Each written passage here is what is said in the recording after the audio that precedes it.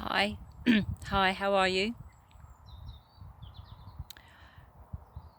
So it's been probably a couple of weeks since I've last done one of these, and that's because I wanted to go with my natural patterns, not wanting to force recording. Um, yeah, just following my natural patterns of behaviour, if you like. But something that's come up in the last few days are thoughts of when we're talking about mental health, there are lots of different ways that mental health can be affected. When we're talking about looking at death and loneliness, and one thing that has come up for me recently, is something that Polly Higgins speaks about or writes about in her book Dare to Be Great. So Polly Higgins was an environmental campaigner, activist and lawyer for the earth. Amazing lady. She's unfortunately no longer with us, but I just wanted to read you something from her book, and this is about our inner ecocides, and this is actually one of the tools I use in my permaculture toolkit for when I'm struggling with adversity, when I'm just struggling to make sense of everything. So anyway, I'm just going to read you this. Inner ecocide. We all have inner ecocides that block our greatness. You know when they're at play because destructive habits, patterns and cycles come back to haunt you. They're easy to spot by the intensity of the feeling. The more upset we feel, the more entrenched our inner ecocide is.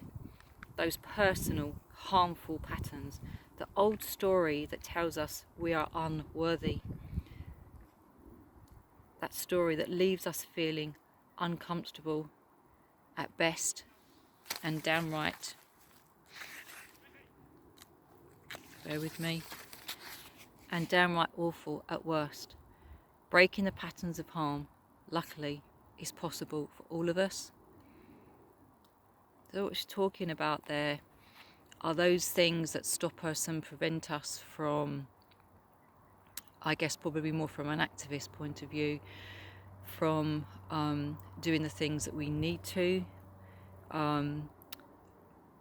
want to have our own ethics and a vision for, I don't know, taking care of the earth, taking care of each other, for supporting each other, for making sure this planet is still here. But within that, we have our own ecocides, if you like, that can stop us from doing these things.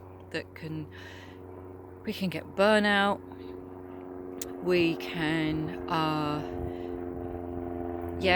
we can get burnout, and we can just be overwhelmed by those situations. I know often I think about, why am I doing what I'm doing? What's the point? But a big part of it for me is because I know it's needed, I know it's necessary, I know there are people that benefit from it, and because it feels right to me, because they're my ethics.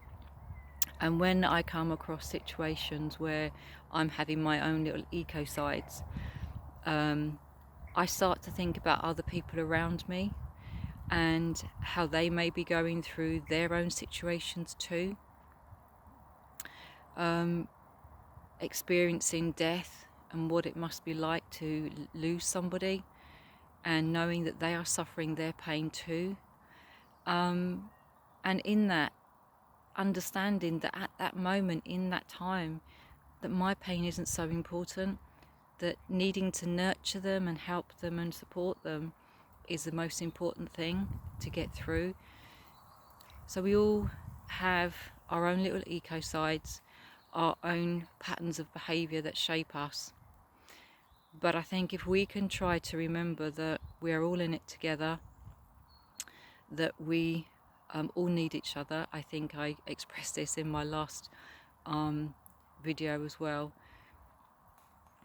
But I just wanted to share that with you, that when we're going through moments of experiencing death and loneliness, that we're not alone. And I just wanted to leave you with that, and I hope that you just take something from it. So thank you for listening, and I'll speak to you soon.